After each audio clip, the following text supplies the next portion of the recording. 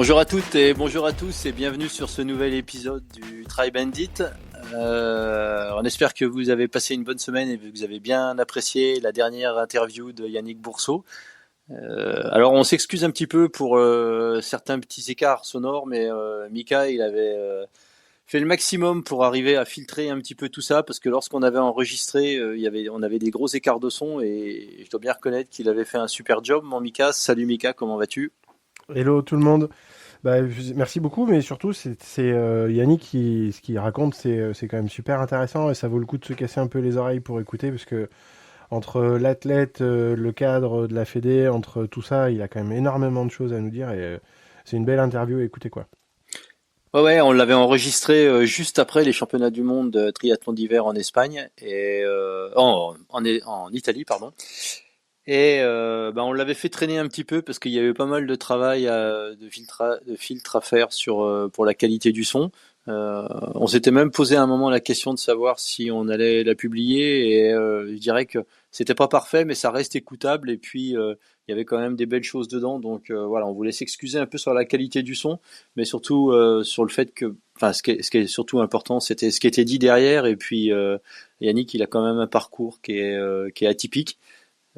C'est quelqu'un qui a su rebondir et moi j'avais beaucoup apprécié et je me suis fait plaisir en la réécoutant parce que on s'approche des Jeux Olympiques et puis c'est quand même quelqu'un qui a participé aux Jeux dans plusieurs sports et ça on le voit pas beaucoup, que ce soit côté valide ou que ce soit côté para. Donc voilà, une actu relativement chargée cette semaine avec pas mal de résultats. On approche à grands pas des Jeux. Moi, je voulais faire une petite aparté et puis envoyer mes condoléances à la famille de Rich Cruz qui est décédé la nuit dernière. Alors, Rich Cruz, c'est quelqu'un que vous connaissez peut-être pas, mais que vous avez certainement vu ses photos un grand nombre de fois parce que c'était un petit peu le plus grand photographe qu'a opéré dans le monde du triathlon. Et il a été énormément impliqué avec Bob Babbitt, à la fois dans la création de Competitor Magazine, de la Challenge Athlete Foundation. Et quand vous verrez, si vous êtes toujours, ou si vous allez toujours, ou si elle existe toujours sur la page de Christophe Kroos, triathlon, légende, champion du monde, il y a énormément de photos qui sont publiées, ou qui étaient publiées par Christophe, qui étaient issues de Rich Cruz. C'était vraiment quelqu'un qui avait cet œil. Il n'y a pas beaucoup de photographes qui arrivent à, à raconter une histoire avec une seule photo. Et Rich était vraiment de ces personnes-là. C'est quelqu'un qui, de par son œil et son travail, a vraiment compté et a certainement forgé à un moment le triathlon pour ce qu'il est aujourd'hui. Et il est décédé hier soir, comme j'ai compris, d'un arrêt cardiaque bien trop tôt parce que c'était quelqu'un qui n'était pas très âgé et ça en fait un de moins et je pense que le monde du triathlon doit de lui rendre quand même un hommage parce que encore une fois, à chaque fois vous verrez ces images, par exemple si vous vous rappelez l'image de Chrissy Wellington qui courait avec un gamin de la Challenge Athlete Foundation, c'était lui. Je crois que la photo de Dave et Mark en 89 sur la Queen K ou juste avant que Mark break Dave, c'était lui. Greg Welch sur son soft ride avec sa tenue orange sur la Queen K, c'était lui. Enfin, Norman Stadler, c'était lui. Voilà, il a vraiment compté énormément et voilà, on voulait s'associer un petit peu à la douleur de sa famille et puis leur souhaiter toutes nos condoléances. Et surtout, n'hésitez pas à regarder quand vous avez du crédit photo. Regardez, vous verrez souvent apparaître Rich Cruz et puis surtout si vous en partagez, n'hésitez pas à mentionner le crédit photo parce que c'est quand même vachement important. Voilà. On n'est pas loin des Jeux. On s'approche à grands pas des Jeux parce qu'on est à moins de 30 jours des Jeux. Et puis l'activité Jeux Olympiques, elle a tendance à s'accélérer un petit peu. Moi, j'ai vu que notre Vincent Louis, il était quand même encore pédale au plancher, à fond remue, en train de faire des grosses séances en altitude. Donc je sais pas trop ce que ça veut dire. Je pense qu'il y a toujours une incertitude sur la possibilité que Dorian soit vraiment au 100%. Est-ce que Vincent est là en backup? Après, il y a toujours le risque effectivement qu'il y a un athlète qui s'en mette une dans les semaines avant. Et puis, alors évidemment, c'est pas à souhaiter, hein, mais Mais peut-être que Vincent, il a l'information que si jamais il y a un athlète qui pourra pas se présenter pour X raison sur la ligne de départ à Paris, bah c'est lui le backup. C'est la seule raison pour laquelle je le vois, je le vois s'entraîner comme ça.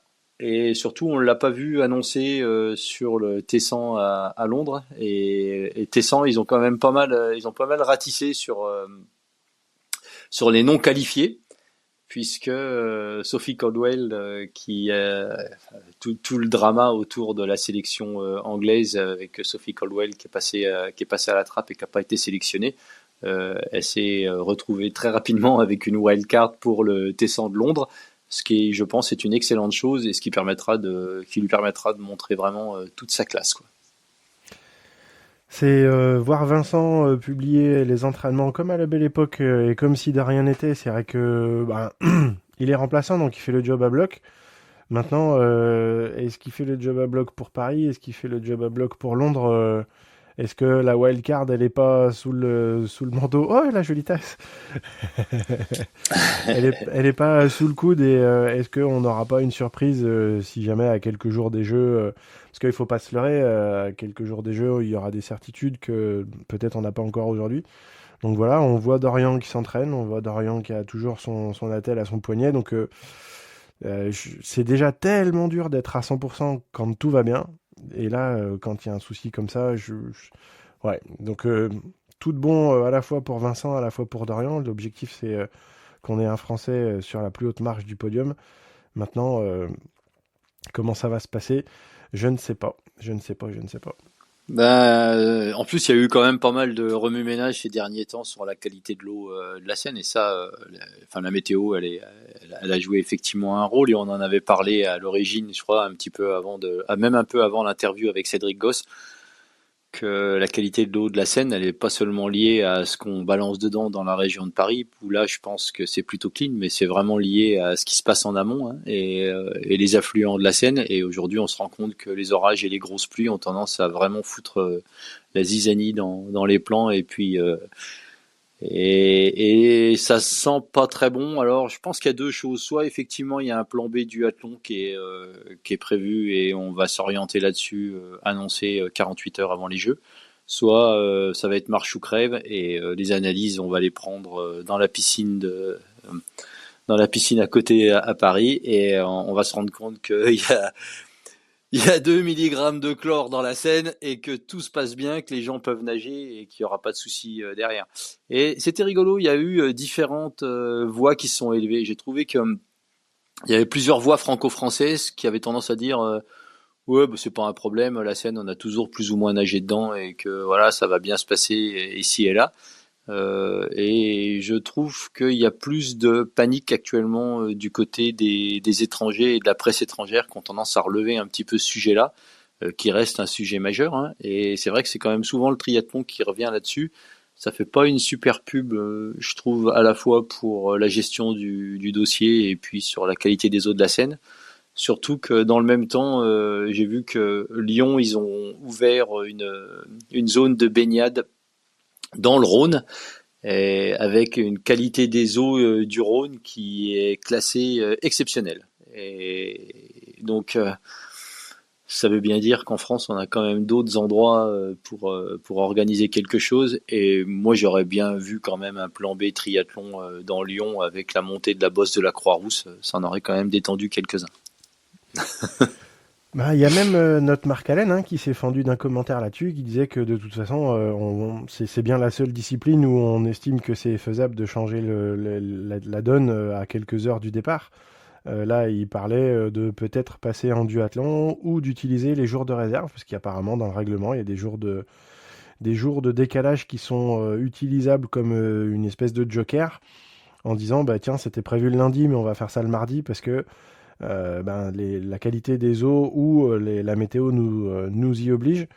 Globalement, je trouve un petit peu cavalier, mais c'est notre position depuis le départ, hein. C'est ce qu'on s'est dit déjà au mois de janvier ou quand on parlait avec Cédric, qu'il n'y ait pas eu de plan B à l'origine, déjà, d'une part, et qu'ils aient mis tout leur... Alors, ça se comprend, parce que quand on met 1,5 milliard sur la table, on a envie que ça marche. Par contre, là, s'il pleut pas assez, ça marche pas. S'il pleut trop, ça marche pas non plus. Si c'était 1,5 milliard, mais qu'il fallait qu'il y ait tant de précipitations, sinon trop ou pas assez, ça marchait pas. Je pense que l'investissement, il était pas bon. Et pour laisser un héritage après les Jeux, je pense que cet héritage-là, ça va être le COJO qui va le prendre dans la tête, le comité d'organisation des Jeux Olympiques, et qui va bien prendre en compte le fait que bah, c'est des rigolos et qu'ils veulent jouer avec la vie des athlètes. Et ça, c'est vraiment quelque chose qui est pour moi pas super valorisant pour l'organisation des Jeux, quoi. Et c'est vraiment intéressant ce que tu dis sur la question de laisser quelque chose, parce que c'est vraiment l'idée des Jeux, hein. L'organisation des Jeux, c'est vraiment d'arriver à financer des infrastructures qui derrière vont continuer à être réutilisées. Et si vous allez régulièrement dans les Alpes, les infrastructures de 92, les Jeux d'Albertville, ils sont toujours là, hein. La piste de Bob de la Plagne, elle est toujours là. La Noire de Bellevarde, les aménagements qui avaient été faits, les patinoires, le stade olympique de biathlon des saisies et tout ça, c'est vraiment de l'infrastructure qui est là. Et ces Jeux de Paris, quelque part, ils sont là pour faciliter le financement et l'augmentation du niveau du niveau et de la beauté des infrastructures françaises qui vont derrière bénéficier aux générations sur les 10, 20 ou 30 ans qui vont venir, quoi. Le stade olympique de Lausanne, je sais plus en quelle année avaient eu lieu les Jeux olympiques à Lausanne, je voudrais pas dire de conneries, mais je crois que les premiers c'était 1908 ou 1912. Le stade olympique de Lausanne, le vélodrome, moi je bosse juste à côté actuellement, le vélodrome il est toujours là, quoi. Donc c'est vraiment un investissement au niveau de la population qui est sur le super long terme, et c'est une legacy qui est laissée aux générations suivantes. Il faut voir aussi les Jeux comme ça. C'est vrai que c'est un investissement, et quand aujourd'hui on entend des voix qui se lèvent un petit peu et des gens qui vont manifester contre les Jeux Olympiques, mais putain les mecs, je veux dire, allez bouffer une glace, quoi, détendez-vous, parce que euh, l'impact que peut avoir les Jeux Olympiques sur des générations à venir, il est énorme. Et puis au final, ce que ça aura coûté à la France en termes de budget par rapport à un budget tel que la France ou un budget militaire, faut relativiser les choses, quoi. C'est vraiment une goutte d'eau dans la Seine. Plus que la question d'argent, moi, ce que j'aurais envie qu'il reste comme héritage, alors les installations, c'est très bien, hein. Moi, j'ai eu la chance d'aller faire l'Ironman à Lake Placid, aux États-Unis. Et Lake Placid, c'était une station, donc c'est un peu en altitude. Et c'est une station de Jeux Olympiques d'hiver. La dernière édition, c'était 1980. Il y en a eu deux, je crois, là-bas. 1980, j'y suis allé en 2010, 30 ans après. Et les installations non seulement perduraient, mais en plus, c'était devenu des attractions touristiques, aussi bien l'été que l'hiver. Donc oui, ça fait vivre, et ça fait pas vivre sur 1 ou 2 ans, ça fait vivre sur des dizaines d'années derrière. Ça, je suis entièrement d'accord. Par contre, moi, en France, ce que j'aimerais bien que ça laisse comme héritage, c'est pas forcément des infrastructures, c'est un changement de mentalité par rapport à la vision du sport. Nous, on est des triathlètes. De manière générale, on est actifs, on est sportifs. Et donc, on sait que bouger, c'est bien. Mais c'est pas le cas ni de nos élites et de la majeure partie des gens. J'en veux pour preuve, là, il suffit de sortir quand les gens ils ont 500 mètres à faire et prennent la voiture. C'est 80% des déplacements citadins qui font moins de 2 km, je crois, en voiture. La statistique, elle est effrayante. Et si on pouvait se dire, bah tiens, au lieu d'être pressé en bagnole, je vais prendre mon vélo ou une trottinette, et surtout pas une trottinette électrique, qui est encore plus dangereuse que le reste. Mais si on se mettait à bouger un peu régulièrement, bah, tout le monde gagnerait. La planète Terre, parce qu'il y aurait moins d'émissions de CO2, l'être humain, parce que du coup, quand on est actif, l'être humain, et on en est les premiers acteurs, c'est la plus belle machine au monde. Plus elle sert, et plus elle sert longtemps et bien. Ça, j'aimerais bien que les gens puissent écouter l'interview de Romuald Lepers et puissent s'inspirer, aller lire son bouquin. C'est juste une mine d'or là-dessus. Le sport fait pas vivre beaucoup plus vieux, mais il fait vivre beaucoup mieux plus vieux. Donc du coup, si on pouvait s'en inspirer, et si les Jeux Olympiques de Paris pouvaient laisser ça comme héritage, à la fois chez les seniors, mais aussi chez les juniors, ça serait juste magique. Moi, je sais pas pour toi, hein, mais moi, les JO, c'était mes parents qui regardaient ça, c'était mon papa. Et je le regarde parce que il a vibré, et il m'a fait vibrer en regardant ce truc-là. J'ai envie de vibrer. Ça me fait un peu moins vibrer cette année, je ne sais pas pourquoi, mais j'espère qu'on vibrera dans les années à venir avec des jeux un peu mieux organisés. Moi, j'ai pas de souvenir des Jeux Olympiques quand j'étais gamin. Je crois que mon premier souvenir remonte à Los Angeles, donc ça devait être 88, 8, ouais. Et à ce moment-là, j'étais pas tellement dans le sport et 88, c'était l'année avant que je découvre le sport. J'avais 19 ans et c'était une année où j'étais particulièrement con. Mais c'est premier, hein, 80, 84, ouais. Et moi, c'est ça, en fait, ça me remonte à ça. Et c'était mes premières émotions sportives, bien avant que je puisse jamais imaginer faire du sport, mais le Tour de France, les Jeux Olympiques, la Coupe du Monde de foot à plus petite échelle, parce que je regardais le foot, parce que mes potes regardaient le foot, mais cette histoire des Jeux Olympiques, et c'est vrai que mes gamins aujourd'hui habitent en Norvège, je suis pas loin de Lillehammer, et la première chose que j'ai fait quand je suis allé à Lillehammer, c'était d'arriver comme un gosse sur le stade olympique et d'aller skier sur le stade olympique. Et, et je pense que pour beaucoup de gens qui sont sportifs, les Jeux, ça compte énormément, mais ça compte aussi énormément pour beaucoup de gens qui sont pas forcément sportifs. Et moi, je sais que mon papa, qui a 86 ans, qui est plus très en forme, il attend avec impatience de pouvoir regarder les Jeux Olympiques à la télé, parce que parce que c'est quelque chose qui, même pour lui qui a jamais fait de sport de sa vie, c'est quelque chose qui représente quand même un événement qui revient tous les 4 ans.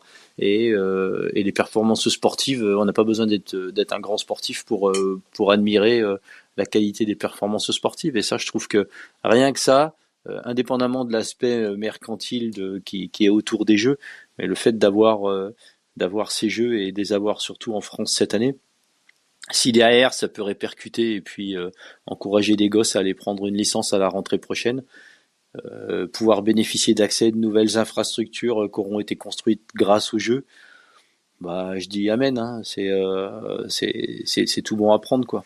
Donc, euh, donc voilà, on approche quand même de ces jeux à grands pas, hein, et 4 semaines. En plus, on a quand même un gros hors-d'œuvre avec le Tour qui est lancé, qui est parti il y a 2 jours depuis l'Italie, et on a un feu d'artifice français depuis là. Et c'est pas tellement triathlon, mais je voulais quand même moi tirer mon chapeau à Romain Bardet, et puis vraiment quelqu'un qui a quand même fait 2 fois deuxième du Tour, qui a gagné, qui a eu une carrière exceptionnelle, d'arriver finalement dans sa dernière année professionnelle à récupérer le maillot jaune au terme enfin, je dis, ça aurait été scénarisé, on n'aurait pas pu faire mieux, quoi. Les mecs, ils finissent avec 5 secondes d'avance, c'était vraiment beau. Et au-delà de la performance de Romain, au-delà du résultat du maillot jaune d'un Français sur la première étape, moi, ce que je retiens de tout ça, c'est l'émotion qu'on tire de tout ça, et l'esprit d'équipe. Et je trouve que vraiment, il y a un beau message derrière tout ça, quoi. C'est que, au final, on fait quand même du sport pour se faire plaisir, et puis, et il n'y a pas grand-chose qui peut nous donner des émotions comme ça. Moi, j'étais dans ma bagnole quand j'ai entendu ça, et j'en avais les larmes aux yeux, quoi. Donc voilà, ça vous tire quand même les larmes. Et surtout que Romain, c'est quand même un athlète qui est connu pour être grimpeur et qui se concentrait avant sur les classements généraux. Là, les dernières années, il avait un petit peu lâché l'affaire. Et on sent qu'il avait un petit peu, il était libéré de quelque chose. Quand il est parti, certes, il a fait un gros résultat en début de saison. Il a fait 2 au Tour des Flandres. Et c'est pas n'importe quoi. Est-ce que du coup, ça donnerait pas des regrets? Parce que quand on le voit partir à 50 bornes, il y a 2 options. Soit c'est un pétard mouillé et il a lâché les dernières forces et sur la première étape, il finit pas. Bon, c'était Soit pas il, vraiment un pétard mouillé, parce que quand il est parti dans la bosse, il a bouché une minute en rien de temps, quoi. Et puis, soit il a les jambes de feu et c'est ce qu'il avait parce que quand il a rattrapé le groupe, il n'a pas attendu très longtemps avant d'en remettre une. Les autres, c'est pas qu'ils voulaient pas, hein, c'est juste qu'ils pouvaient pas rester avec lui. Et le festival qu'ils font à 2, il est beau à voir parce qu'on sent bien que Van Den Broek, il est pas là pour lui. D'ailleurs, je pense qu'avec Romain, ils sont bien d'accord sur le fait que bah, c'est Romain qui portait le maillot à la fin. Mais c'était 2 contre tout le reste. Ouais, c'est 50 bornes de feu, quoi. Et ça, c'était la ah première ouais. journée. C'était la première Et, journée, ça va être beau. et Van Den Broek il a été vraiment extrêmement costaud, quoi. Le gamin, enfin, enfin, bravo, quoi, hein. C'était vraiment super. Non, non, Il a pas compté. il a pas compté les coups de pédale. Et vraiment, moi, c'est du sport comme ça. Derrière, vous avez envie de sauter sur le vélo, et puis d'y aller. Et pour rebondir un petit peu le coup du vélo, j'entendais hier que notre Taylor Nib, qui va courir le triathlon distance olympique, qui est qualifié pour le mix relay et qui s'était qualifié pour les Jeux sur le chrono, va en plus a pris la sélection pour faire la course sur route. Donc Je sais pas comment elle va faire. Ils ont quel dans l'équipe, non Ouais, c'est ça en fait. Elle va tout faire parce que ça veut dire la course, le chrono, il est 4 jours avant la course femme. Derrière, il y a 5 jours avant la course sur route et le lendemain, c'est le mix relay. Donc je pense qu'il y a un truc qui va sauter. Et Mais c'est quand le beach volley et le breakdance? Parce que je crois qu'elle est qualifiée aussi. et puis l'escalade en salle. Donc Mon Dieu.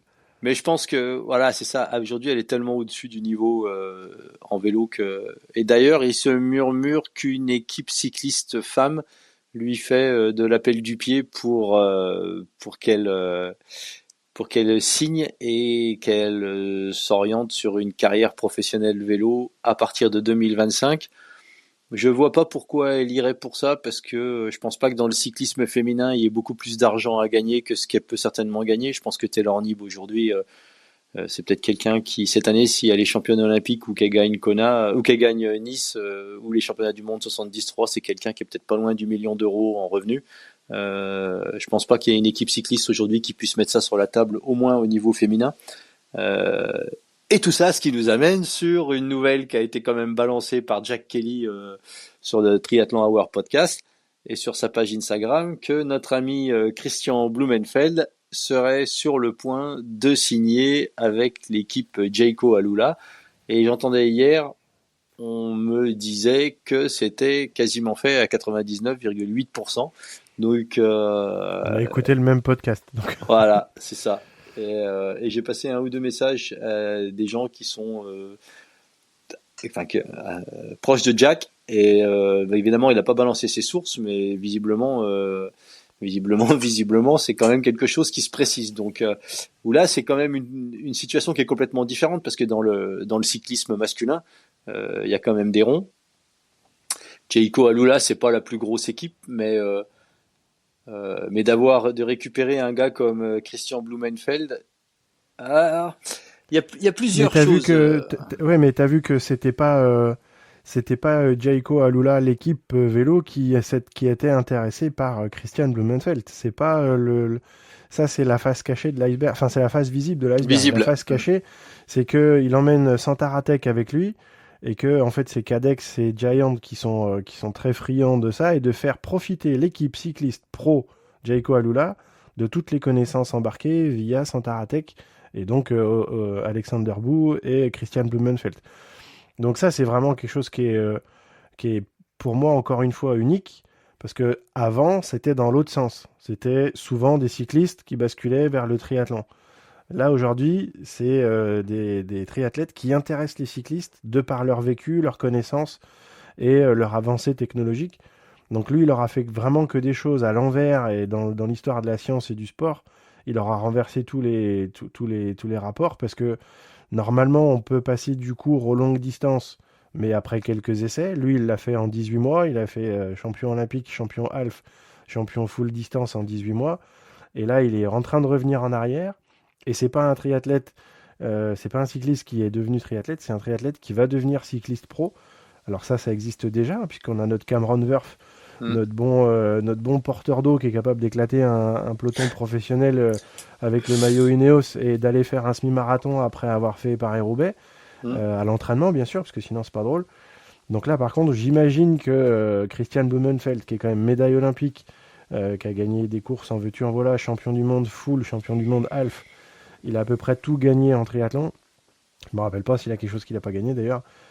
Si le circuit final du Tessan. Il n'a pas gagné le triathlon de Vouglan non plus. Il n'a pas gagné le triathlon de Vouglan, peut-être parce qu'il ne l'a pas fait. Voilà. Peut-être. Mais du coup, là, il va dans le monde du triathlon. Et ce que disait Jack Kelly, et ce qu'on a facile à croire, c'est que Christian Blumenfeld, lui, il se met pas de limite. C'est-à-dire que s'il y va, c'est certainement pas pour aller faire la tranchée d'Arambert à fond et d'aller mettre le vélo dans la voiture. Je pense qu'il y va pour gagner des courses et pourquoi pas gagner les plus belles. Donc, soit des classiques, soit des courses de 1 à 3 semaines. J'ai du mal à le voir comme étant un coureur de grand tour, si tu veux. Le niveau aujourd'hui des cyclistes, alors je le vois comme un Wout van Aert ou un Mathieu Van Der Poel, un mec qui va faire des grands tours avec en étant dans les roues ou en étant un poisson pilote ou en étant quelqu'un qui va pouvoir faire bénéficier de sa puissance pure. Euh, éventuellement aller chercher une étape à la Julien, à la Philippe ou des choses comme ça. Par contre, c'est quelqu'un que je vois très bien avec sa science de la course et son intelligence pouvoir aller être un excellent coureur de classique et puis peut-être gagner, je sais pas, mais faire un top 10 ou un top 10 ou un top 5 sur une des grandes classiques ou sur un des monuments. Je serais pas extrêmement étonné, quoi. Mais par contre, s'il y arrive, je pense qu'il déjà il détonne dans le milieu du triathlon parce qu'il a un gabarit qui est hors norme par rapport à tous les triathlètes qui sont à côté de lui. On voit bien qu'il est pas. Ça, c'est une armoire normande, hein, je l'aime bien ton expression, je te la vole là sur ce coup-là, mais par contre, par rapport à un cycliste aujourd'hui, un cycliste pro, même Cameron Wurf, on voit bien qu'il est quand même relativement musculeux, il est bâti du haut parce qu'il nage. Tous les cyclistes sont vraiment taillés dans le même format. Ils sont très grands, ils sont très filiformes, ils sont hyper endurants. Et par contre, là où moi je pense que le bas va blesser, c'est que au niveau des puissances, certes, il aura des temps de soutien qui vont être super longs et sur des efforts très longs, il n'y a pas de souci, il va pouvoir tenir. Mais par contre, c'est le début et la fin d'une course sont pas du tout sur le même rythme qu'un Ironman couru taquet, mais sur un rythme assez steady. Là, c'est que des relances, des relances, des relances. Et je suis pas sûr du succès de l'opération. J'ai hâte de voir ce que ça donne. Si ça se fait début d'année 2025, ça va être rigolo quand même. Tu sais, le cyclisme, c'est surtout une question de rapport poids-puissance, quoi. Oui, Et mais poids puissance, quand tu fais que des relances, parce que ah ouais, ouais, ouais, la non, première mais heure qui est pas télévisée, quand l'échappée elle doit partir, si ça part au bout de 50 bornes, c'est-à-dire que ça fait une heure où ils font du 30-30 au taquet. Et c'est pas du 30-30 à 300 watts, hein. non, non, mais Ouais, Christian, il va pas attendre les premières 50 bornes pour sortir. Il va partir dès l'instant où ils vont baisser le drapeau, hein. Donc, si tu veux, moi, je le vois pas faire beaucoup de calculs, quoi. Je pense que le mec, il est parti pour faire un chrono de 200 bornes et le premier qui va le laisser sortir, une fois qu'il aura pris 3 minutes, ça va être bonne chance pour revenir, quoi. Donc, enfin, je trouve ça culotté, couillu, ambitieux. Puis c'est beau. Un peu dommage pour le sport du triathlon parce que je pense que il a encore de belles choses à faire et à prouver. Je suis pas certain qu'il soit extrêmement motivé par empiler une dizaine de titres de champion du monde Ironman. Et puis c'est des mecs qui sont tellement full on, qui sont tellement les mains dedans à longueur d'année, ils vivent vraiment un peu comme des moines. Je pense qu'effectivement il y a un moment où un certain niveau de lassitude s'installe et puis d'aller rechercher de nouveaux challenges et de nouvelles motivations, euh, ça c'est compréhensible. Par contre, je trouve, enfin, j'ai du mal à le voir figurer au mieux sur un grand tour. J'espère qu'il nous prouvera le contraire. Je pense que le chèque doit être bon. Je pense que Cadex, Giant compagnie, ça doit faire quand même quelques sous. Voilà, bravo, bonne chance Christian si jamais ça se confirme. Euh, En tout cas, ça aura fait le buzz et ça aura fait discuter à la fois de la Jayco Alula, à la fois de Cadex, à la fois de Giant, puis à la fois surtout de Santaratech, quoi. ouais, exactement, parce que du coup, ça veut dire aussi que ce qu'ils ont mis en avant, c'est suffisamment intéressant pour aller piquer la curiosité des cyclistes pros, ce qui veut quand même pas rien dire, parce que normalement, c'est quand même un peu eux qui sont des laboratoires et qui sont un peu à la base de toutes les connaissances et de la diffusion de tout ça. Et là, ça veut dire qu'il y a des choses qui les intéressent, donc c'est quand même relativement révélateur. Et je me suis trompé, c'est pas le premier à faire ça dans ce sens-là, parce que je vais faire appel à notre mémoire de dinosaure du coup. Spencer Smith, ça te dit quelque chose? Ouais, c'est vrai. Ouais, Il était très très bon sur le court, il a été sur le long. Je crois pas qu'il ait eu des très très gros résultats, en tout cas pas à la hauteur de ce qu'on y attendait de lui. non. Et il a fait un passage éclair de quelques années, je crois qu'il a fait 2 ou 3 saisons, Mm. mais sans grand résultat, parce qu'encore une fois, c'est des sports qui sont quand même relativement différents. Et il avait pas, je pense qu'il n'a pas eu le temps de faire la transition. Maintenant, je Bah, pense le que seul qui a qui est passé du triathlon au vélo avec une carrière exceptionnelle, c'est Lance Armstrong, hein. Lance Armstrong, faut pas oublier que quand il était junior, il a été champion du monde de triathlon, hein, donc junior. Et le monsieur, il a quand même gagné 7 fois le Tour de France, donc dans les conditions qu'on sait, mais il a quand même gagné 7 fois le Tour.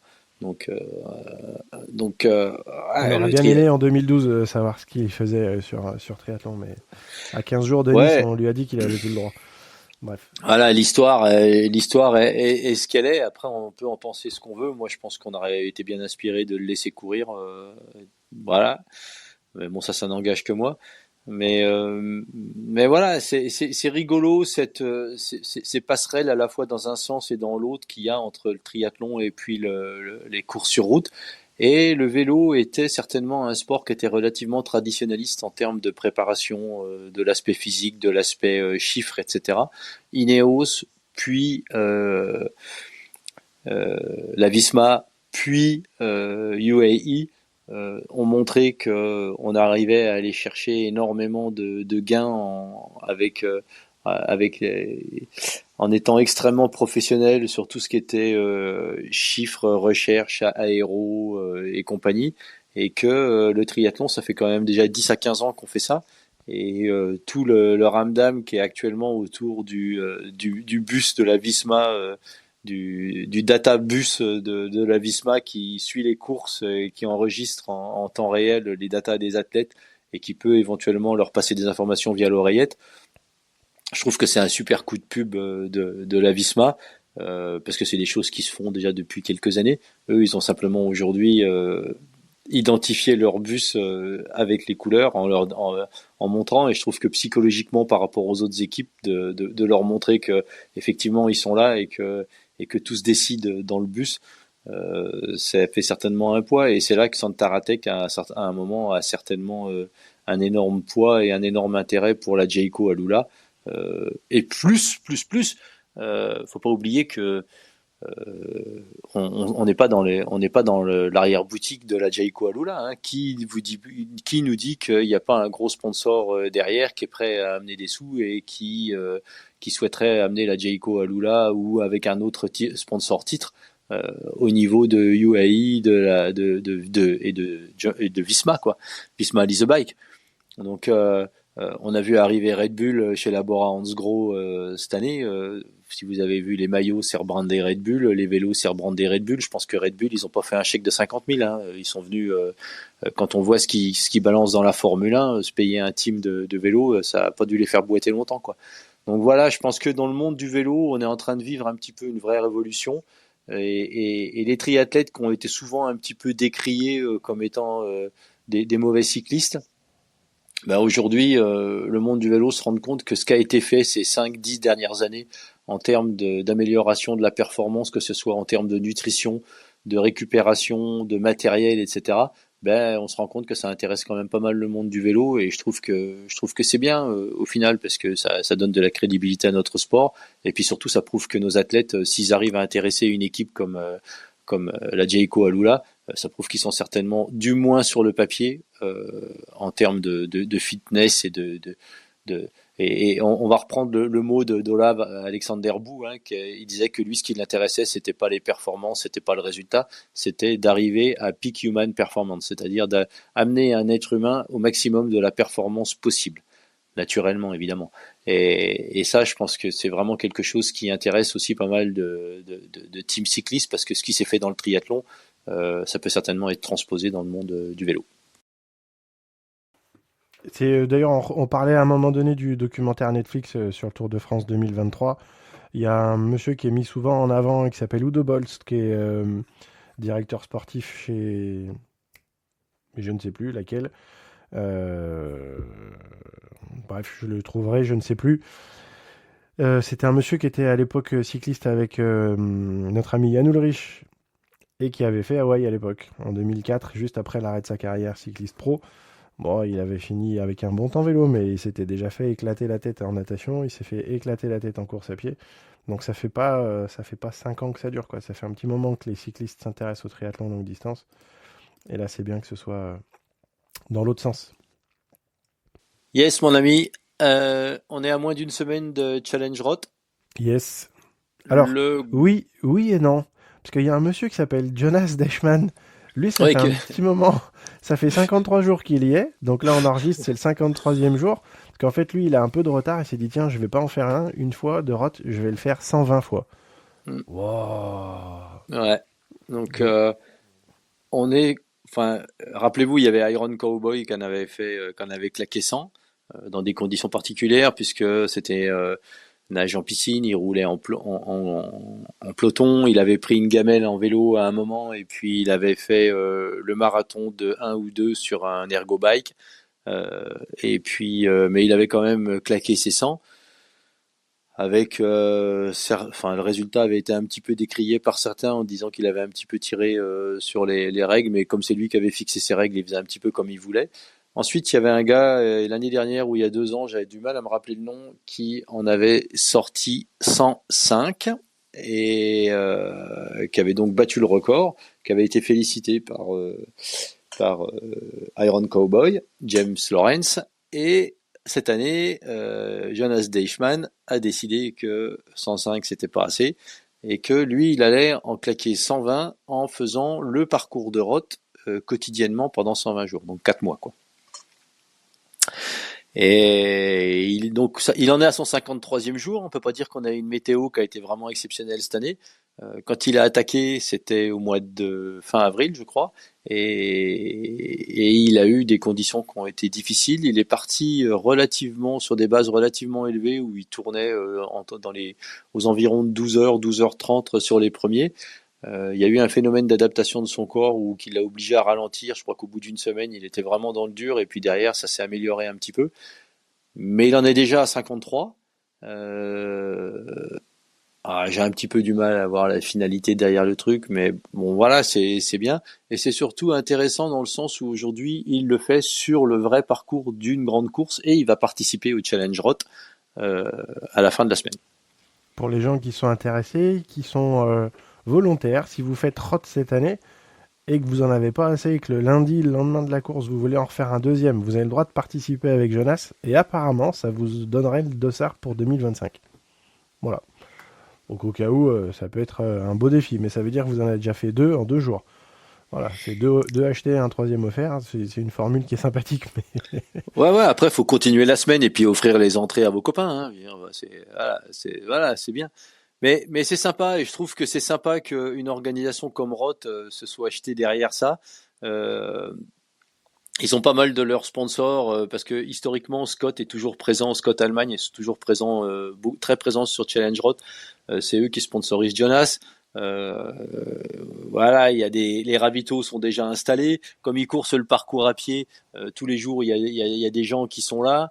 Je trouve que c'est super sympa. Il y a un truc. Si ça peut faire parler du triathlon d'une façon différente, si encore une fois ça peut inspirer certaines personnes, moi je dis que c'est très bien. Encore une fois, j'ai du mal à voir la finalité du truc, mais c'est un beau challenge et surtout ça démontre que globalement l'être humain a quasiment aucune limite. C'est-à-dire que dès l'instant où on adapte son effort, et on peut arriver à faire des choses parce que 53 Ironman d'affilée, moi j'en ai fait 44 dans ma vie quoi. Dans ma vie quoi. En 30 ans, j'ai fait 44 Ironman et lui le mec, il en est à 53 en 53 jours. Donc ça dédramatise la distance Ironman, ça prouve vraiment que l'être humain a des capacités physiques qui sont quasiment illimitées et c'est sympa d'avoir un défi en plus qui soit matché avec une des plus grandes courses du calendrier. Moi, je trouve ça quand même cool que ça puisse arriver, puis surtout qu'il y a un mec qui a eu l'idée tordue de faire ça quoi. Donc les lendemains de soirée sont un peu difficiles, mais là, quand t'as signé pour 120, t'as signé pour 120. Putain, le matin, ça doit grincer. Hein. Oh là là. Et le gars, un café, une bouteille de WD-40 et la vaseline dans le... Et allez, hein, putain, ça... Parce que quand tu poses le vélo, le 50... Putain, ce soir, quand il va poser le vélo, puis qu'il faut qu'il fasse... Ouf. Putain, le canal, il doit l'avoir poncé, le canal. C'est un truc de fou, quoi. Enfin bref, bonne chance Jonas, continue et puis on espère que tu ailles au bout parce que c'est quand même un sacré défi et puis c'est un truc de dingue quoi. Donc voilà. Dans le truc de fou, big up à mon pote Tim Franklin qui avait fait 2 quand j'avais gagné l'Ultraman Australie, qui il y a un peu plus d'1 an avait décidé qu'il allait courir autour du monde. Et il est arrivé hier, et il a couru autour du monde, donc 26 653 km, truc de dingue. et avec des moments forcément extrêmement compliqués, à la fois psychologiques et physiques, parce qu'il a eu à un moment quasiment 6 mois où il était perpétuellement dans le dur physiquement, avec des jambes littéralement fracassées et tout ça. Mais il a jamais lâché l'affaire. Les seuls breaks qu'il a pris, c'est quand il a perdu son papa. Je crois qu'il était au Chili. Et il a perdu son papa. Il a fait un aller-retour express en Australie pour l'enterrement et il est reparti et il a continué son truc. Et il a fini hier, voilà, entre 80 et 55 km par jour. Je sais pas si ça vous parle, mais moi, ça me fait mal à la tête rien que de penser à ça, quoi. J'ai jamais été fort en maths, mais voilà, une histoire de fou, une belle histoire. Et surtout la belle histoire, et ce que je retiens derrière la performance de Tim, c'est que Tim, c'est un gamin, et la première image qu'il a publiée, c'est quelque chose que je ne savais pas à son arrivée, c'est que c'est un gamin qui était un petit gros à l'école. Vous savez, le petit gros qu'on est tout le temps en train d'insulter, de pousser, de bousculer et tout ça. Et Timmy, il a réussi à tourner sa vie autour grâce au sport. Et il est devenu un athlète exceptionnel parce que moi, lors de l'Ultraman, il m'avait quand même bien fait mal à la gueule et à la fin, je le voyais revenir sur la course à pied et je rigolais pas trop. Et c'est quelqu'un qui avait qui a toujours, bien évidemment, les capacités physiques à tourner une situation pourrie à son avantage. Et moi, je l'ai suivi quotidiennement sur son périple. Et c'est vraiment quelque chose qui m'a frappé chez lui, c'est que il n'a jamais baissé les bras et il avait toujours, tous les soirs, sur le petit post Insta qu'il faisait, un message positif où il tirait un point positif d'une journée même misérable quand il était dans le sud de l'Argentine où il faisait 60 ou 70 kilomètres, le vent dans la gueule par 3 ou 4 degrés, euh, dans des conditions abominables, le long de route parce qu'il courait le long des routes, donc contre le trafic, donc en gros sur la bande d'arrêt d'urgence, quoi, face aux camions, face à tout ça. Il arrivait malgré tout ça toujours à tirer quelque chose de positif. Et c'est vrai que des fois dans notre journée quotidienne, dans nos journées d'entraînement où on se dit putain aujourd'hui c'est quand même compliqué, j'ai pas tellement envie d'y aller, des fois je pensais quand même à Timmy en me disant que le matin il était quand même quand il descendait du camping-car, il avait intérêt à prendre un café bien serré et puis que mine de rien il y allait quand même. Et puis il a fait le truc, hein, et c'est le deuxième être humain à avoir fait le tour du monde en courant et le deuxième temps sur le parcours. Donc chapeau bas, encore une belle histoire de résilience, encore une belle histoire de la capacité de l'être humain à tourner sa vie autour. Et puis j'espère que on va le laisser récupérer un petit peu, mais il m'avait dit que il viendrait certainement sur le pod, donc on devrait l'avoir et qu'il nous raconte un petit peu de ça. Et c'est vraiment un personnage, ce Timmy. Et moi, c'est quelqu'un que j'aime beaucoup, beaucoup. Ah, voilà, bravo, mon pote. Ça va faire une belle interview, ça encore, j'espère. Mm. Ok, revenons un peu à Roth. Ouais, vas-y. Ouais, une belle course, parce que toi, tu l'as fait 8, c'est ça? 8 fois? 8 ou 9, je sais plus, je compte plus. Après 8, j'arrête, moi. Voilà, moi, je suis à 5. C'est la course que je préfère et c'est une des plus belles du calendrier, en tout cas. Et là, cette année, il y a encore une start list de ma boule. Et puis, il y a même une invitée surprise. On apprend le lundi qu'il y a quelqu'un qui arrive par surprise.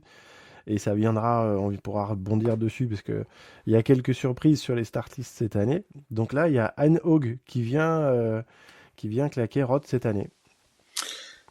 Alors moi, je sais pas ce qu'elle fait, Annie Hawk. Parce qu'elle s'engage sur le Tessan. Elle a pris les sous. Elle a pas fait une course Tessan jusqu'à maintenant. Elle a plus de joker. Là, il y a la course de Londres qui arrive où elle est annoncée. Et là, elle va aller faire Challenge Roth. 3 semaines avant. 3 semaines avant. Donc j'ai du mal à comprendre un petit peu la stratégie. Donc soit il y a des choses qu'on sait pas, ce qui est tout à fait possible. Soit elle non plus, elle sait pas. Et bon, c'est bien que Annie soit présente sur Challenge Roth parce que les Allemands présents à Roth, c'est comme quand vous avez un Français qui gagne une étape du Tour de France ou qui gagne l'Alpe d'Huez ou qui gagne Nice. C'est quand même autre chose. Mais je sais pas ce que ça veut dire pour le futur d'Annie Haug sur le circuit Tessan. Et c'est le seul truc que je trouve, où je trouve qu'il y a un petit peu à redire, c'est que je trouve que c'est un petit peu dommage. J'aimerais bien qu'il y ait un peu plus de communication à ce sujet-là et de savoir ce qui se passe avec ces athlètes qui ont pris des contrats et qui n'ont pas encore fait une course, quoi. Donc Et je pense que là, le bas blesse pour l'organisation. Hein. Je pense que le PTO, donc, est l'organisation, le nom c'est PTO, le nom c'est Tessan, mais l'organisation c'est PTO. professionnels triathlon organisation, c'est, je pense, des nœuds au cerveau qui doivent se faire. Parce que ils arrivent avec un beau package, ils arrivent avec des super produits, c'est 8 courses sur l'année, tout le monde dit oui au départ. Et puis au final, on voit bien que les start lists sont très très mobiles, il y en a qui viennent, il y en a qui viennent pas, qui s'annoncent, qui se blessent, enfin et je pense que quand on arrive et qu'on pose une somme d'argent comme on a posé au départ, on est en droit d'attendre et un retour sur investissement et un peu de fidélité par rapport au truc. Je pense que là, il va y avoir un petit changement d'orientation où il y aura des modifications ou des conditions qui seront certainement, à mon avis, un petit peu plus drastiques l'année prochaine pour les gens qui vont signer les contrats. Parce que ça me paraît complexe de continuer dans ces conditions-là. Ouais, puis ça soulève une question, c'est est-ce que le fait d'avoir 20 athlètes sous contrat, c'est la bonne solution? Est-ce que au final, la solution, c'est pas plutôt d'avoir des athlètes un petit peu comme sur l'Ironman Pro Series, de laisser les capacités de certains athlètes à s'inscrire, que le PTO éventuellement fasse un tri dans ces athlètes, c'est-à-dire que ceux qui peuvent se présenter leur candidature pour le circuit Tessan, il faut qu'ils aient qu'ils soient plus positionnés à un certain niveau dans le classement mondial PTO, mais d'avoir des athlètes sous contrat, je pense qu'au final, c'était peut-être pas la meilleure solution qu'ils auraient pu trouver. On verra. J'imagine très bien que les règles vont changer d'ici la fin de l'année et qu'ils vont s'en inspirer pour voir un petit peu comment eux ils peuvent faire évoluer leur stratégie. Parce qu'au final, ce qui compte pour moi, surtout sur le PTO, c'est surtout d'avoir des belles courses avec une belle compétition. Que ce soit toujours les 20 mêmes athlètes, je m'en bats les couilles, quoi. En fait, je m'en fous. Surtout que ce qui se passe au-delà de la 7e, 8e place, tout le monde s'en cogne, quoi. Donc, c'est tout le monde. Enfin, c'est un petit peu moins facile de s'intéresser à l'arrière du peloton quand tu vois des courses comme ce qu'il y a eu à San Francisco, où les 3 ou 5 premiers monopolisent l'attention. Et du coup, garder une espèce d'intérêt comme on pourrait avoir sur le Tour, parce que sur le Tour, il y a des courses dans la course en fonction des jours. On sait qu'il y a des intérêts à défendre, telle place, telle place. Mais là, finalement, les courses sont un petit peu plus espacées. Donc peut-être que la narration et l'histoire, elle est à raconter différemment pour que on puisse savoir que si un tel marque tant de points en direct, ça permettra de. Mais je trouve ça un peu complexe, effectivement, de s'intéresser à ce qui se passe derrière. C'est une course d'un jour. Même si c'est un circuit, c'est une course d'un jour. On veut savoir ce qui se passe le jour J. Et même si c'est très très vivant à l'instant T, c'est pas très vivant sur la longueur du truc. Donc vouloir vendre le circuit là sur la formule, je pense qu'il y a des choses qui sont à changer. Et ouais, et puis surtout, on se rend compte que sur une saison de triathlon, il y a des blessures, des accidents, des athlètes qui droppent, d'autres qui arrivent, etc. Et là, leur système de wildcard, il fonctionne très bien, c'est-à-dire que ça leur permet d'inviter des athlètes qui sont pas qui n'ont pas le nombre de points requis pour venir sur le Tessan. Mais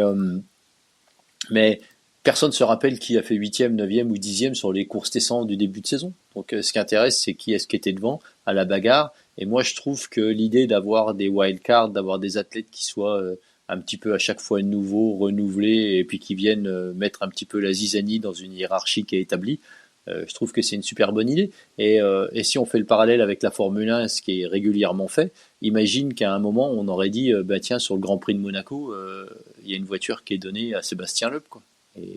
Et t'aurais attiré une grosse partie des fans, t'aurais créé du buzz autour et tout ça. Et je pense que le Tessan serait peut-être bien inspiré de faire une économie sur les contrats qui sont signés sur les 20 athlètes, et puis d'avoir que 20 wildcards ou 15 wildcards, parce qu'il y en aurait 15, ça serait pareil, hein, en termes de spectacle, et de pouvoir offrir à chaque fois des courses qui soient serrées, qui soient super compétitives, avec les meilleurs athlètes du moment, quoi.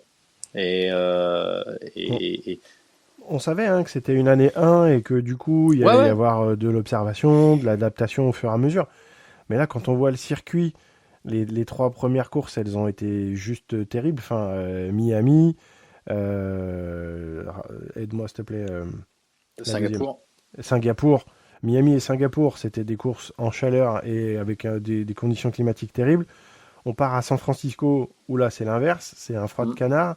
Il y a Yuri qui est toujours sur cale à cause de sa victoire à Singapour, hein. Ils Bon, ont il était pris. pas vraiment sur cale ce week-end, hein, parce qu'il fait deux. Hein. Donc, Non, non, mais ouais. il a mis du temps à récupérer. Ah Enfin, ouais, ouais, ouais, ouais, ouais. il était pas là pour San Francisco. Donc, je pense que le circuit est très, très exigeant et que c'est pas un circuit qui permet de papillonner. Et je pense que les gens se sont dit, je vais signer un contrat et je vais pouvoir papillonner quand même à côté.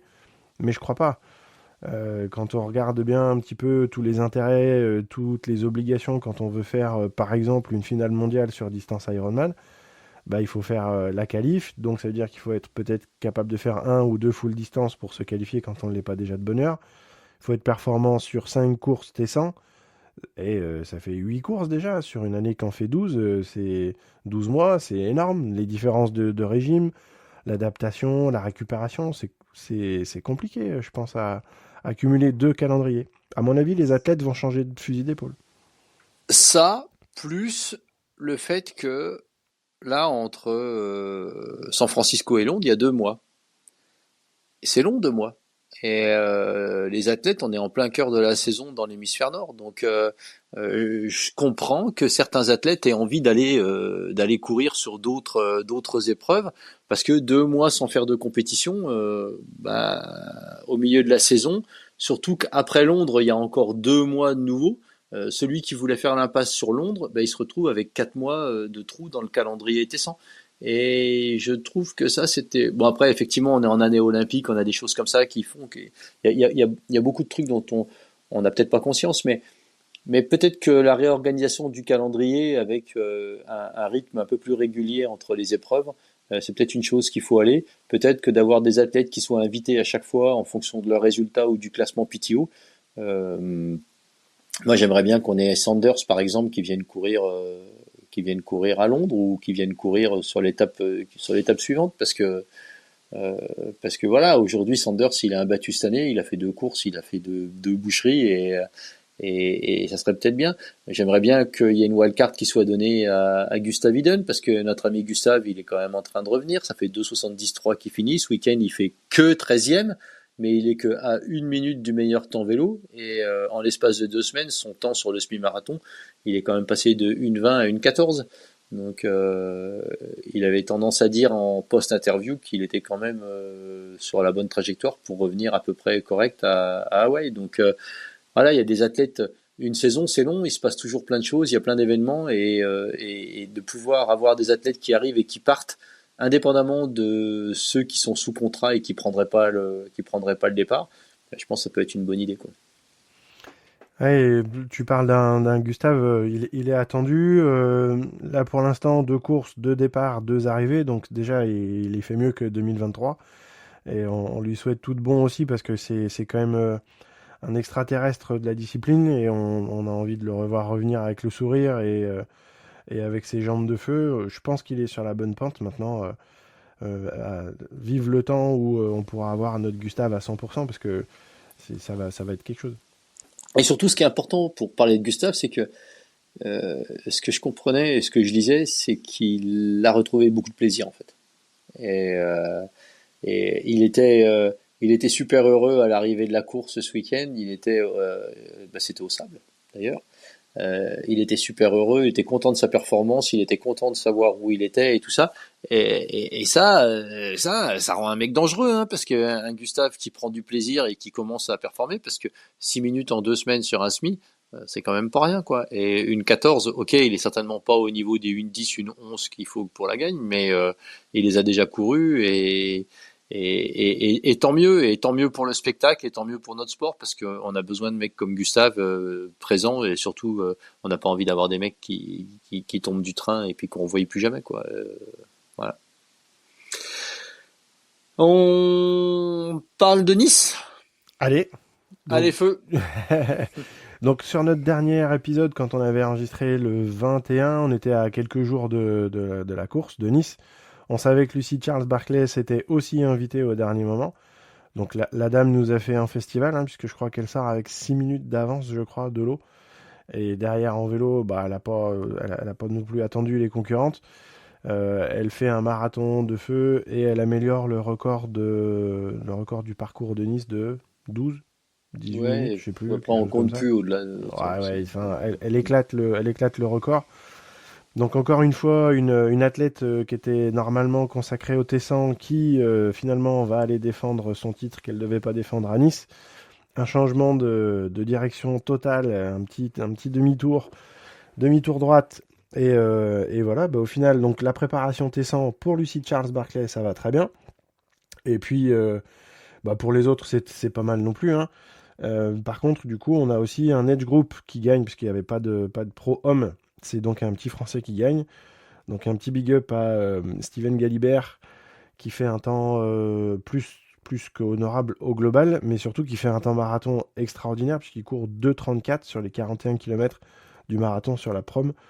Et donc ça a fait réagir un petit peu tout le monde, parce que ce temps marathon, il est juste énorme. Et donc on lance on lance une petite invitation à notre Victor Henry national. Si tu veux venir avec nous discuter du statut pro sur qui court vite, qui court pas vite, pourquoi on doit être pro, pourquoi on doit pas être pro, ça sera avec grand plaisir, parce que je pense qu'on a tous un petit peu des choses à dire sur la question. Ouais, ouais, de 34, ouais, je pense que là, faut prendre une licence pro, les gars. Donc, faut arrêter de faire peur au groupe d'âge, quoi. Donc, il y a un moment où, quand on a atteint ce niveau-là, et c'est pas, je pense que le fait d'être pro, au-delà du fait qu'on soit éligible au prize money sur l'Ironman, c'est un état d'esprit. C'est-à-dire que quand vous avez les capacités physiques à courir 2,34 et gagner une course, même qui n'avait pas de pro homme, avec un temps qui est quand même tout à fait impressionnant et un temps course à pied qui est certainement très très proche du haut du panier aujourd'hui sur Ironman. Euh, Même si vous avez une activité professionnelle, faut pas oublier que Laura Sidal, elle était ingénieure avant de prendre sa licence pro et elle a continué à travailler à mi-temps pendant quelques années avant de tourner complètement pro. Kate Matthews, c'était une militaire qui a tourné derrière. Donc tout ça, enfin, l'histoire, elle est pavée d'athlètes qui avaient une activité professionnelle, qui se sont essayés au triathlon, qui ont eu des résultats qui étaient très bons et qui ont embrassé la carrière professionnelle.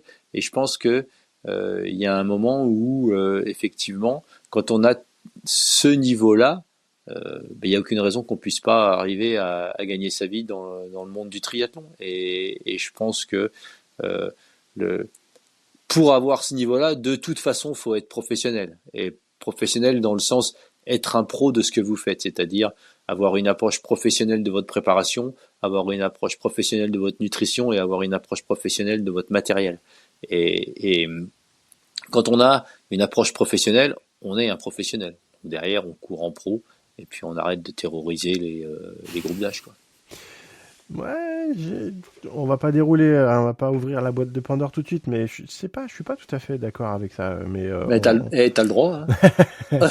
mais on en discutera avec Victor, parce que Victor aussi, il a un avis assez tranché là-dessus, et il est un petit peu de ton point de vue, je crois. Moi, je pense que c'est une décision propre à chacun, et surtout, c'est pas une question de classement, de vitesse, c'est une question de choix. Et quand on dit, rappelle-toi, il y a quelques années, quand on s'inscrivait sur un Ironman, même si c'était la première fois, même si tu n'avais jamais fait de course, tu pouvais tout simplement cocher la case. Est-ce que je cours chez les pros ou pas? Oui, Ouais. non. C'était juste une case à cocher et basta. Et tu pouvais courir, et donc tu partais avec les pros 5 mètres devant quand c'était le cas. C'est aujourd'hui, c'est plus le cas, on peut plus le faire comme ça, il faut avoir des résultats. D'ailleurs, il y en a quelques-uns qui essayent d'avoir ce statut pro qui n'y arrivent pas, et pourtant ils gagnent des courses, hein. Je pense à un petit jeune du coin qui s'appelle Maxence May, à qui je fais un petit coucou aussi, et s'il veut venir sur le podcast, ça sera avec grand plaisir. Savoir ce que c'est que de vivre et de vouloir devenir pro, mais cette fois, de ne pas pouvoir et avoir les moyens forcément de palmarès, de pouvoir dire à la Fédé, si, moi je veux ma carte pro, là ça vient d'être le cas, mais après un an et quelques à trimer pour le faire, c'est pas qu'une histoire de niveau, c'est une histoire de choix et de se dire je veux devenir pro parce que ça va devenir mon revenu principal. Et je pense que ça c'est un choix qui est un petit peu plus cornélien que de se dire j'ai le niveau donc je veux le faire. Voilà, mais on en discutera. On en discutera. Moi, je pense que ça devrait rester un choix personnel plutôt qu'un choix qui soit dicté par une fédération, si tu veux. Hmm. Et, Oui, et aussi. je pense que Aussi. voilà, je pense que celui qui veut tourner pro et puis faire devenir professionnel, d'en faire sa carrière, il n'a pas besoin d'avoir l'aval de la fédération. La fédération, enfin, je veux dire, il s'en cogne le coquillard. Derrière, qu'est-ce qu'on en aurait à foutre d'avoir 200 pros Ironman en France? Je veux dire, ça changerait rien au monde. Les mecs, ils font des courses, ils gagnent pas de prize money. Bon voilà, terminé. La seule différence, c'est qu'il y en a qui payent les inscriptions, l'autre ils les payent pas, quoi. Sur le circuit Ironman. Mais Ouais, mais du coup, la j'ai- licence pro, tu la payes au départ. Donc pour eux, quelque part, c'est un petit peu. C'est aussi, ils s'assurent d'avoir une vitrine. Parce que la licence, elle était à 1 500 $, je crois, il n'y a pas très longtemps. Je sais pas si c'est comme ça, si ça a toujours évolué, si ça évolue ou pas. Maintenant, est-ce que le fait d'avoir des pros au départ, c'est pas aussi quelque part un argument de vente? Moi, j'ai une belle course, j'ai tant de pros au départ, donc venez voir et venez faire ma course, puisque vous êtes dans la capacité de les voir et de faire le même parcours qu'eux. Donc c'est plutôt un argument de vente qu'autre chose. Encore une fois, l'humain et l'athlète n'intervient pas trop dans la décision, à mon avis, pour Ironman. Mais je pense que pour les humains et justement pour les athlètes, c'est quelque chose qui est déterminant de se choisir en tant qu'athlète pro et de se dire ça va devenir mon résultat, mon revenu principal. Et de se dire que mes résultats vont déterminer mon salaire derrière. Ouais, c'est pas anodin et c'est aujourd'hui il y a une concurrence qui est féroce. Et effectivement, quand tu as un Steven Galibert qui dit bonjour, moi j'arrive, je cours 2,34 sur un 41 km, bah, celui qui a pas ces facultés-là, il se dit bah tiens, justement, je vais peut-être pas passer pro parce que j'en ai envie, mais je vais travailler avant et je vais le faire. Je pense que c'est des hommes comme ça qui font que le jeu se tire vers le haut. Mais encore une fois, on voulait parler de Nice et pas des aides du groupe qui courent de 34. Allez, donc bah, on en reparle. Voilà, c'est un débat et là-dessus, on a tous des avis différents et des avis qui sont plus ou moins tranchés. Mais je pense que c'est un bon débat à avoir et puis ben, de toute façon, on a le droit de discuter de tout, hein, on est chez nous, donc on fait comme on veut. Non mais attends, je veux dire, on va quand même pas nous dire ce qu'il faut qu'on parle ou ce qu'on parle pas, quoi. Non, mais avoir des gens comme Victor qui Ouais, lui, bien sûr. ça c'est super intéressant de Et pouvoir puis lui, avoir il a ce les point de mains vue-là. dedans, si tu veux. Exactement. Nous, la question, elle se pose pas. À 55 ans, je vais pas prendre une licence pro, quoi. Mm. Voilà, t'auras l'air d'un con, quoi. Mais, mais voilà, Ouais, d'avoir des quoique gens qui sont. quand on voit un Cédric Fleurton, pardon, qui reprend le triathlon. Donc, coucou encore à Cédric. Pour ceux qui ne le connaissent pas, je vous invite à aller voir sa page Facebook, parce qu'il s'est fait pirater sa page Instagram, je crois. Mais c'est un gars qui a été longtemps aux portes de l'équipe de France de triathlon courte distance. Il a failli faire les Jeux. C'était un monstre en natation et en vélo et en course à pied. C'était un petit monstre en natation. Il s'est transformé pour pouvoir aller toucher son rêve. Il est basculé dans le trail et maintenant, après une opération du dos relativement conséquente, il a fait le triathlon de Mâcon là. Bah voilà, il court un court distance pas évident en moins de 2 heures encore, hein, à 40 et quelques années passées. Donc c'est pas une question d'âge non plus, hein, c'est une question Si, si. d'entretien. Tiens, mes couilles, attends. Attends, je faisais. J'étais Non, non, content, ouais. je voulais que tu réagisses. Ouais, non, mais attends, je suis pas. Non, mais si. Je suis le premier à dire qu'on peut repousser notre niveau de performance. Et moi, je pense qu'en course à pied, enfin, sur moi, sur courte distance, j'ai jamais couru aussi vite que ce que je courais maintenant à 55 ans. Mais, mais de là à aller prendre une licence pro, il y a de la marge, quoi. Non, il y a de la marge. Il y Ou a une alors très grosse marge, surtout. je vais appeler le docteur Mabuse et puis ça serait intéressant d'ailleurs, tiens, que de charger à mort pour voir à quelle vitesse je pourrais aller avant de mourir, quoi. Donc Ah, ça, ça, c'est ça Olivier s'est Hu, fait. c'est Olivier Hu Ouais, qui pourra nous qui avait répondre à fait. ça. Ouais, Ouais. ouais, ouais. Tiens, ça serait intéressant d'ailleurs, ouais, parce que lui, il avait suivi un protocole sous couvert de la Fédé, Exact. et ça avait été d'ailleurs très intéressant. Et ouais, voilà, c'est peut-être un sujet à creuser et à traiter. Ouais. Ouais. Qu'est-ce que t'en Ouais. penses? Bah ouais, j'ai échangé avec lui sur Insta, sur les réseaux. Je vais essayer de le relancer. Ça serait intéressant. Parce que lui, il avait été un peu avant-gardiste, hein, et c'est Cédric Fleurton d'ailleurs qui avait participé à ça avec le professeur Saleh il y a quelques années, dans le cadre de leur suivi et pour voir un petit peu ce que ça donnait. Si des athlètes, je vous encourage à aller sur YouTube, ça peut se retrouver, je pense encore. Si des athlètes avec des micro-dosages passeraient aujourd'hui l'épreuve comment ça s'appelle, du passeport biologique. Donc le passeport biologique, c'est le suivi du dopage, c'est le suivi pour éviter, c'est un des outils de la lutte antidopage en France aujourd'hui, en France et dans le monde. On prend vos paramètres physiologiques et on voit s'il y a des grosses cassures au niveau des courbes. Et le micro-dosage du dopage pourrait peut-être permettre de passer en dessous du radar avec ça. Ce document, il avait été super sympa, mais je l'avais trouvé un petit peu cavalier dans le sens où il posait une question au départ. C'était pour ça que le protocole était fait, mais à la fin du documentaire, on n'avait pas la réponse. Donc, pour les athlètes de haut niveau, ils n'avaient pas la réponse. Pour un athlète lambda, non, ça passerait, il n'y a pas de souci. Comment ça s'appelle? Le passeport bio ne servirait pas à grand-chose, mais pour un athlète, ils n'avaient pas donné la réponse. Bref, donc Olivier Hu, il avait fait ça, mais c'était quasiment avant, je crois que c'était avant le Tour de France 98, donc là où ça a tout claqué. Ouais, ça Je, remonte déjà je crois pas que loin c'était d'une vingtaine d'années, je pense. Ouais. je pense que c'était dans les années 96, donc ça a même presque 30 ans. Et donc il vit, je crois qu'il vit en Guadeloupe maintenant, Olivier Hu, il est un peu dans le CrossFit et ça serait vraiment intéressant. C'est un petit peu un Romuald Lepers 2.0. Je pense que ça serait intéressant de l'avoir aussi. Je vais creuser la question. Bien, creuse, mon pote. Voilà, on a abordé tout un tas de sujets dans l'ordre et dans le désordre, comme d'habitude. On n'est pas des bandits pour rien. Et donc, on a parlé de plein de choses super intéressantes. T'en es où, toi, dans ta préparation? Je vois que t'as plus ta Minerve. Ouais, ouais. Ouais, des petits accidents de parcours qui font peur. Depuis 25-26 ans que je suis des athlètes, on a l'habitude un petit peu de voir tous les bobos arriver. Et là, il m'en est arrivé un qui était pas, que j'avais pas vu jamais. Jamais, jamais. Je me coince le cou en courant, mais comme si j'avais pris un coup de couteau. Bref, bon, ça va mieux, mais ça veut dire qu'on vieillit. C'est des trucs de dingue, ça, quand même. Non, on vieillit pas, en fait. Tu rapetissis, si tu veux, donc Ah, ça se peut-être. tasse, et donc tu finis par te pincer un nerf, et voilà, et tout ça. Non, Un mais peu. bon, l'important, c'est que t'ailles mieux, et puis, et t'en es, au niveau de la prépa, ça a fait quoi? Ça a fait un blanc, ou t'as réussi à continuer à bouger? Ah ouais, pendant 2-3 jours, là, c'était un petit peu le blanc. Non, non, tout va plutôt bien. Bon, ça avance pas vite, mais ça avance. L'important, c'est de passer la ligne d'arrivée, il paraît, hein. Donc C'est ça va. ça, c'est ce qu'on dit. Donc, C'est ce qu'on dit. Ça va, ça va, ça va. D'ailleurs, et toi, t'en es où moi, j'en suis pas loin parce que j'ai énormément de mal. Enfin, j'ai pas le temps de rouler depuis que j'ai repris ce boulot dont j'avais parlé un petit peu. Donc, à part sur mes jours off, j'arrive pas à rouler. Donc, ça me saoule un peu. Natation, j'arrive à peu près à maintenir. Et puis, course à pied, je cours tous les jours. Donc, ça va. Par contre, sur le vélo, j'arrive pas. Et le vélo, ben, moins on en fait. Il y a un moment, on arrive à se maintenir pendant 15 jours, 3 semaines. Et puis, il y a un moment, on a un peu l'impression de tomber de la falaise. Et c'est un peu ce qui m'arrive en ce moment. Et puis, c'est vrai que la météo aide pas beaucoup.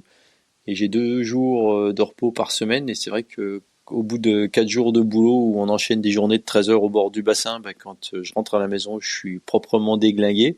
Et c'est vrai que le lendemain, ben, il y a toujours un peu de trucs à faire autour de la maison et tout ça. Et j'avais plein de rêves, plein de choses que je voulais faire, plein de courses que je voulais faire, mais y aller et puis pas pouvoir rouler, c'est compliqué. Donc, euh, donc je sais pas en fait. Voilà. Donc Vitoria-Gasteiz, ben j'ai tiré la prise parce que je pourrais pas faire quoi. Autant sur un M ou même sur un Half, je pense que je pourrais faire illusion. Sur un full 180 km de vélo sans avoir roulé pendant. Bah là, ça fait 6 semaines, 7 semaines que j'ai attaqué la saison. Je pense que sur les 6 dernières semaines, j'ai fait autant de bornes que ce que j'avais fait, ce que je faisais par semaine avant. Donc le talent, ça suffit pas quoi. Et, euh, et voilà. Et puis c'est surtout une fatigue que je traîne un petit peu de semaine en semaine avec des grosses journées au bord du bassin. Et ça, ben, forcément, ça impacte un petit peu.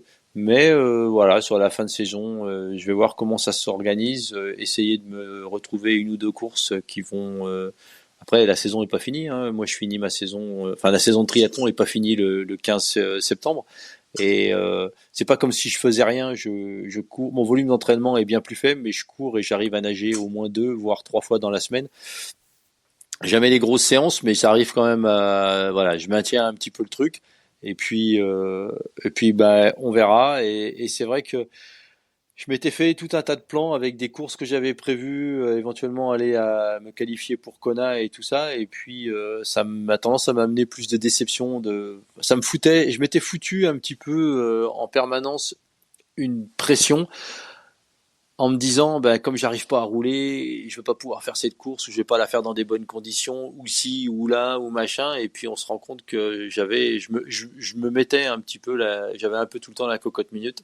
Et ça, c'était pas vraiment bon. Et puis j'ai quelqu'un qui a tendance à des fois perdre un petit peu mes moyens et m'énerver facilement. Donc, pour éviter de m'énerver trop facilement et puis de tuer quelqu'un, j'ai donc décidé de dire que pour l'instant, je faisais pas de course. J'en ferai sur la fin de saison dès l'instant où je vais pouvoir attaquer le vélo.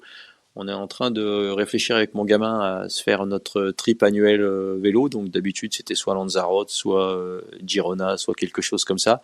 Cette année, on est en train d'essayer de réfléchir à peut-être faire un road trip tous les deux. Donc partir avec les sacoches et puis faire une dizaine de jours de vélo. Donc voilà, si jamais j'arrive, je sais que si j'arrive avec un mois de vélo derrière, j'arriverai à refaire. Donc l'objectif de refaire des courses sur la fin de saison, il est toujours là. Et puis voilà, c'est la vie quoi. Donc on fait comme ça. Et puis quand on n'a pas le temps, de toute façon on n'a pas le temps. Donc et, et matériellement, je pars de la maison le matin, il est 5h30 et je rentre à 21h30. Donc je cours pendant ma pause et je nage pendant mes pauses d'après-midi, mais j'ai pas le temps matériel de faire du vélo. Donc et puis quand on se tire sur la couenne au niveau du sommeil, ça marche pas. Et puis le risque de blessure, il a tendance à s'approcher. Et surtout, j'ai pas envie de trop me tirer sur la couenne et de me presser en bagnole pour arriver à placer une séance Zwift le soir, parce que c'est comme ça qu'on finit dans une boîte en sapin. Et j'ai pas spécialement cette envie de finir dans une boîte en sapin tout de suite. Donc voilà, un peu les news quoi. C'est plutôt une bonne façon de voir les choses. Ouais, ça fait chier d'être raisonnable, mais bon, des fois, on n'a pas trop le choix, quoi. Et puis voilà, j'ai mon gamin qui tourne pas mal. Il a gagné encore un petit triathlon ce week-end dans la vallée de Joux, et le week-end prochain, c'est les championnats de France d'aquathlon euh, à Dole, organisé par notre ami Damien Fabre-Félix, ouais, ouais. Et ça va être une très très belle course. Et malheureusement, j'ai pas pu avoir ma journée de congé, donc je pourrais pas aller le voir. Mais voilà, ça va être une belle course. Alors les gamins, c'est dimanche.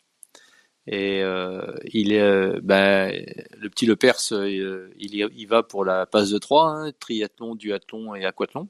Et franchement, on lui souhaite tout de bon. Et puis ma femme sera là-bas, il y aura mon gamin, on vous parlera de cette course la semaine prochaine parce que c'est une belle course. Et puis surtout, ça va être un bel aquathlon. Et puis c'est une belle course dans le Jura et organisée de façon magistrale par Damien. Donc voilà, ça vaut le coup d'en dire un petit mot. Voilà les amis, triathlonnez bien, prenez bien soin de vous, et puis on se retrouve la semaine prochaine pour les nouvelles et le compte-rendu de Roth, dont on n'a pas beaucoup parlé, et on n'a même pas parlé de nos prédictions, mais moi je vais juste balancer, je pense que Air Magnus va nous faire du Ditlev, et que ça risque de chier dans le ventilo. Ok. Et chez les filles? Chez les filles, c'est difficile de voir au-delà de Annie Hawk, parce que je pense que si elle y va, c'est pas pour faire de la figuration, quoi. Ouais, on est d'accord. C'est compliqué de se dire Annie Haug, elle va là-bas pour aller voir le paysage. Elle s'était fait juste battre l'année dernière par Daniel Arif. Et Daniel Arif qui fait certainement la course de sa vie, qui place 8h08 hein, de tête, si mes souvenirs sont Ouais, bons. 8h08, ouais. 8h08, c'est quand même très très loin d'être n'importe quoi. Là maintenant, on a quand même de l'eau à moudre avec elle, parce qu'on sait que quand elle est au départ, c'est une furie. Donc effectivement, Annie Haug, c'est difficile de l'enlever du podium. Maintenant, chez les hommes, Magnus, il est là, mais moi, je vois bien quand même, parce que les anciens font de la résistance, donc je miserais bien Langueux. ma petite pièce sur Patrick Lange, ouais. Bah, ça serait bien, ça serait beau pour Patrick, hein. Il avait déjà gagné la course une fois ou deux fois, je crois. Et puis, est-ce que Patrick va pouvoir rouler au niveau de Magnus? Ça, c'est clair que non. Magnus, c'est pas un peintre en course à pied. C'est dommage qu'on n'aura pas le Speedy Gonzalez et Hernandez, je sais plus comment il s'appelle, à qui Thomas Hernandez, à qui Challenge Roth avait fait un pont d'or s'ils venaient battre le record du marathon et faire le meilleur temps en course à pied sur le jour. Au début, il a dit oui, puis apparemment, il a dit non. Donc, est-ce qu'on creuse là-dessus ou est-ce qu'on laisse on laisse Non, couler? enfin, Non. ouf. Non, on en parlera la semaine prochaine. Voilà. On en parlera la semaine prochaine. C'est une bonne idée. Voilà. Voilà. Et on vous fera un bon compte rendu de Roth et on souhaite à tous ceux qui courent là-bas de bien profiter de la course. N'hésitez pas à regarder cette retransmission parce que c'est toujours magnifiquement retransmis. Cette année, c'est Sébastien Kinle et Bélinda Granger qui sont aux commentaires. Donc autant dire que ça va être le top du top. Je crois même que Yann Frodeno devrait intervenir. Alors je sais qu'il y en a un qui va commenter pour la télé allemande en allemand et l'autre en anglais sur la retransmission live. En parlant de Yann Frodeno, j'ai appris et compris cette semaine que c'était le coach de Lionel Sanders désormais. Alors oui. Il est pas. Alors c'est pas une dénomination coach, on dira plutôt c'est fitness consultant. Advisor. Voilà, Un consultant. consultant. Mais apparemment c'est quand même lui qui lui écrit son programme. Donc voilà, ce qui expliquerait l'invincibilité de Lionel Sanders. Et puis, enfin voilà, c'était rigolo de voir que Frodo avait un petit peu embrassé ce rôle. Et bon, c'est légitime. Hein. Je pense que s'il y a bien un mec aujourd'hui qui peut arriver à recadrer un mec comme Sanders qui était tendance à être un papillon et butiner de tous les côtés, c'est certainement Frodo. Mais je suis curieux de voir ce que Sanders va faire à Lake Placid dans, c'est combien, une semaine ou 15 jours.